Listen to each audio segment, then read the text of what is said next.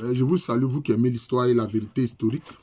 Alors, nous poursuivons la série de vidéos sur l'ouvrage du grand professeur Théophile Obenga, intitulé « La philosophie africaine de la période pharaonique, 2780 à 330 avant notre ère ».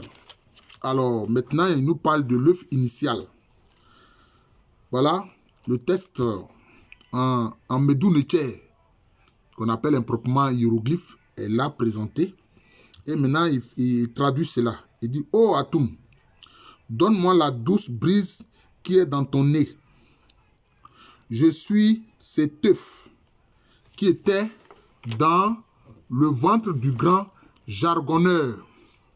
Et je fais la garde de cette grande entité que Geb a séparée de la terre. Si je vis, elle vit.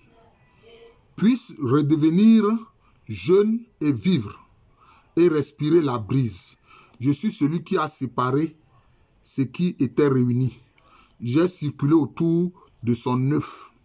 Je suis le matin du temps et grand de puissance. » Et puis on met à la fin 7. Alors que 7, c'est l'esprit du mal. Alors ici, vous l'avez, il a intitulé ça l'œuf initial, c'est-à-dire l'œuf primordial. C'est l'œuf primordial. Voilà.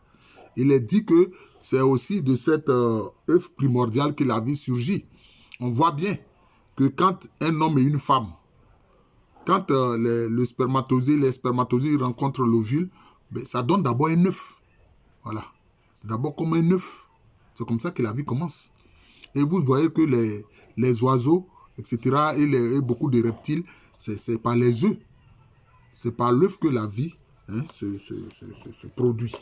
Voilà. Donc c'est cela. Alors Atum, je pense que ça fait référence à la puissance. Ça fait référence à la puissance divine. Voilà. On parle de la douce brise de son nez, mais en fait c'est le souffle de vie. C'est le souffle de vie. Et c'est lié à la respiration. Nous-mêmes, nous respirons. Nous-mêmes, nous respirons. Et quand quelqu'un meurt, on dit, ah, il a rendu le dernier souffle. C'est ce souffle-là qui vient de la divinité. Voilà. Alors, maintenant, il fait un commentaire. Moi aussi, j'y ajouterai mon commentaire d'une façon, j'ai déjà commencé. L'œuf initial, l'œuf mère, le mot œuf est féminin en égyptien ancien. D'origine hermopolitaine, contient le souffle de vie. Voilà. À l'aurore du monde. Cet œuf cosmique, voilà, quelquefois certains l'appellent œuf cosmique, d'essence mystérieuse, est le matin du monde en train de naître d'avenir. On retrouve également cette pensée d'un œuf cosmique dans les grands rituels cosmogoniques de l'Afrique noire profonde. Voici quelques exemples. Vous voyez, c'est ça. Le lien entre l'Égypte antique et l'Afrique noire. C'est pour ça que Cheikh Anta Diop a dit, oh, le grand Cheikh Anta Diop, qu'est-ce qu'il a dit? Il dit l'Égypte antique explique l'Afrique noire et l'Afrique noire explique l'Égypte antique. Mais d'autres veulent s'approprier cette civilisation-là, alors qu'ils n'en sont pas les auteurs. C'est vraiment malheureux.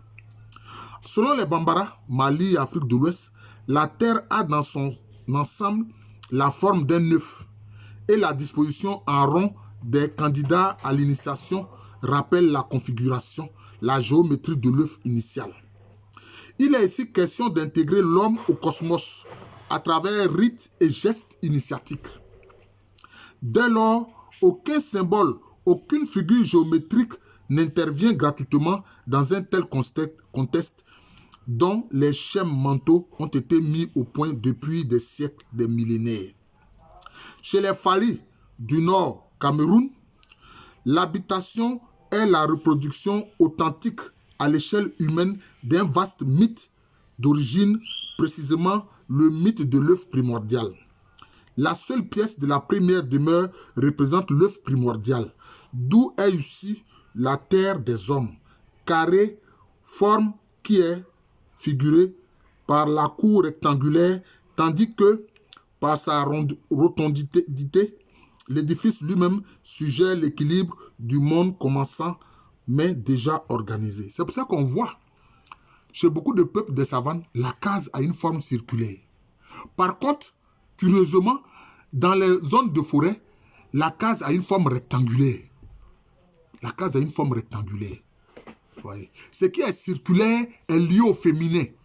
C'est pour ça que, par exemple, chez les Akans, le peuple Akan le plus connu, c'est le peuple Ashanti, il y a deux formes de tabouret des ancêtres sur lesquels s'appuie le roi pour régner. Il y a le tabouret circulaire qu'on appelle Puro. D'ailleurs, le mot Puro désigne aussi le cercle. Vous voyez? Et puis maintenant, vous avez le tabouret de forme rectangulaire qu'on appelle Sesséduya. Sesséduya. En agnon, on dit Sessébia. C'est ce qui est juste. Voilà, parce que les côtés sont justes. Voilà, donc c'est ça. Cela implique que le roi gouverne en s'appuyant sur la justice. Voilà, c'est important. Voilà. La référence au mythe originel de l'œuf cosmique est nette. La maison chez les Fali constitue bien une représentation totale de la vie de l'univers, selon le symbolisme complexe de l'œuf initial. Une philosophie incarnée, vécue, tracée sur le sol. La case africaine lie ainsi l'homme à l'absolu. L'architecture se fait penser et la pensée architecture. Vous voyez? Même notre architecture est liée à la spiritualité. Alors qu'aujourd'hui, les gens font les maisons en désordre n'importe comment. Nos ancêtres n'agissaient pas ainsi. C'est vraiment malheureux. La séparation du ciel, Nout, et de la terre, Geb, par l'air, Chou, est encore liée au mythe de l'œuf primordial. Mais la voûte céleste entretient toujours des relations avec la terre et les activités des hommes, ses habitants. Chez les Abourés de Côte d'Ivoire, l'œuf de Vouloué, coq de pagode. En fait, l'œuf en Agni, par exemple, on appelle ça Kouloumvia.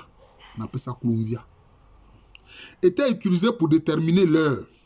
On raconte que l'œuf de cet oiseau, plein vers 6 et 7 heures, se vide de sa substance au fur et à mesure que le soleil monte au firmament et devient complètement vide à midi. Mais les Africains savaient que le coq de pagode,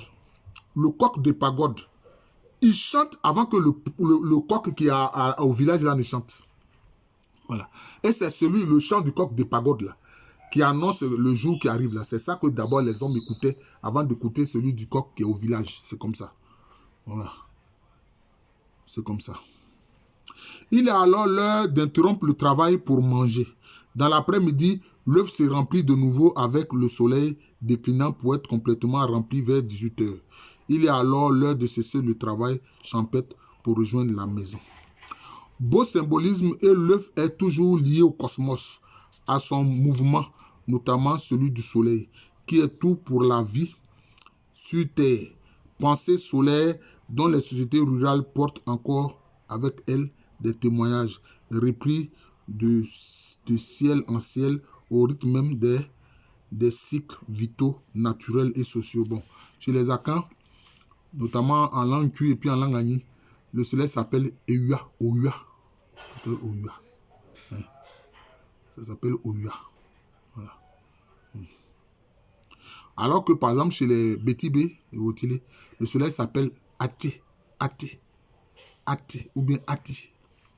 C'est pour ça que dans la salutation de l'après-midi chez les Bétibé, on dit Atewon. On dit Aïwao, Atewon. Atewon, ça dit c'est le moment du soleil. Voilà. Quand il fait chaud, par exemple vers midi, 13h, 14h, voilà, c'est ça. Atewon, voilà, c'est ça. Or, on voit, Ati, c'est le soleil aussi chez les anciens Égyptiens. On dit notamment que Akhenaten, ce pharaon-là, était un dévot du cercle solaire. Voilà. C'est à cause qu'on appelait Akhenaten. Des fois, on écrit Akhenaton, mais c'est Akhenaten. L'œuf exprime ici l'idée de totalité, de perfection, d'intégrité, voire de pureté, de jeunesse et de vie. Il désigne de ce fait l'avenir, le monde qui va naître à partir de lui. Voilà. Donc, vous voyez. Donc, on vient de voir ici les éléments importants de la vie tels que perçus par nos ancêtres, les Kamites, les anciens Égyptiens. Voilà. Kam, c'est l'ancêtre des Noirs. Kamites, ça veut dire ceux qui descendent de Kam. Voilà. Les Égyptiens même s'appellent Kamites. Kam. Dans la Bible, il est écrit quoi? Que Kam, c'est l'ancêtre des Noirs. Alors, maintenant, ils viennent nier ça. Mais même, ils se sont donné leur nom. Kamites qui descendent de Kam. C'est-à-dire que ce personnage est réel. Voilà. Et on dit quoi? Qui sont les descendants de Kam? Il y a Canaan, qui était dans la zone du Moyen-Orient où aujourd'hui les gens se disputent les terres. Vous voyez? Il y a Punt dans la zone de l'Érythrée, de la Somalie.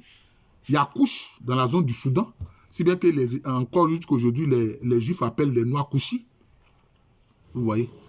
C'est comme ça. Et puis maintenant, il y a Aksum, qui correspond à la zone de l'Éthiopie. Voilà, c'est comme ça. Et puis maintenant, il y a la zone du Soudan aussi, où eux-mêmes, ils se faisaient appeler Nassiou. Les anciens Égyptiens les appelaient Nassiou. Voilà le peuple noir qui est là. Voilà le peuple noir qui est là. Ils veulent nous discuter la situation que nos ancêtres ont eu à concevoir. Voilà. Ben, je suis le professeur Alou Kwame René, professeur titulaire d'histoire à l'université Félix Houphouët-Boigny, université qui a Abidjan, c'est à Cocody. C'est en Côte d'Ivoire, un pays situé en Afrique de l'Ouest.